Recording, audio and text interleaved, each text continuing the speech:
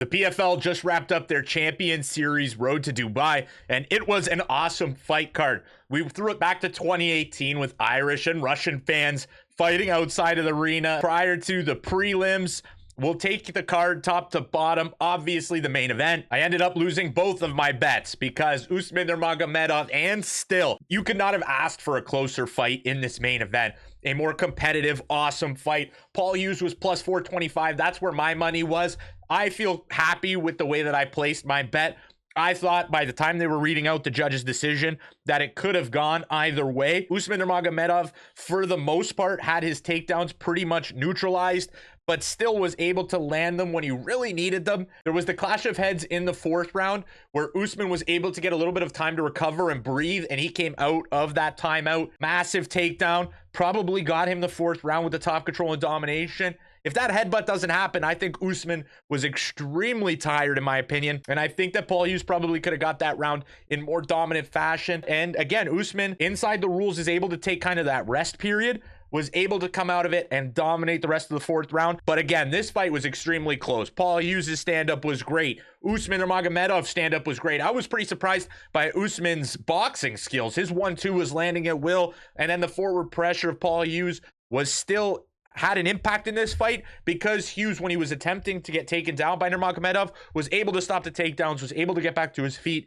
and didn't take much damage besides, again, the end of that fourth round, really at all during the fight. Tough result for Paul Hughes. He goes back to the drawing board with massive respect from the MMA community. This was a crazy this was as close as it gets when it comes to a main event fight, but nonetheless, I had under 4.5 rounds. That lost. I had Paul Hughes. That lost. So 0-2, and then overall 0-3 on the event. Nonetheless, co-main event went exactly as it should have. Nemkov submits Tim Johnson in the first round. Kind of a joke of a co-main event, if you ask me. And then we get on to some of the more exciting prospects and closer fights throughout the rest of the main card. Nathan Kelly almost pulled it off early, landed a nasty elbow, was controlling the first round, but Ahmed Magomedov was able to weather the storm, and then in the second round, just used that dominant grappling to land massive ground and pound, earning himself a finish, improving his record to 11-1.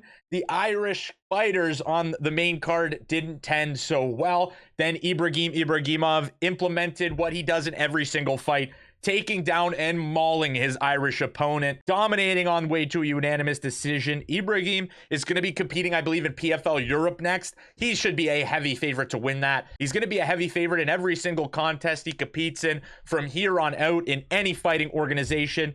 And the Dagestani fighters had a day on the main card because just before that, Renat Havilov, who fought an extremely creative both striker and grappler in Brazil's Fernandez. But at the end of the day, Renat did just enough both on the feet and in the grappling to earn himself a decision, even though he was struggling sometimes with the Brazilian neutralizing a lot of Renat's normal game plan of take him down and dominate because he was so creative with the submission attempts and he was so wild on the feet. But Renat proving that he could handle top level competition, getting this first kind of opportunity in a major organization. Highlighting some of the wins from the prelims just before the main card, Ahmed Sami with a upset victory. The middleweight who is up to light heavyweight on kind of a short notice situation survived a brief onslaught from Suleiman to land massive ground and pound and made Suleiman basically quit after round number 1. Also, Uzbekistan fighter Mirvazal Akhmatov, an absolutely awesome fight against Englishman Mike Thompson.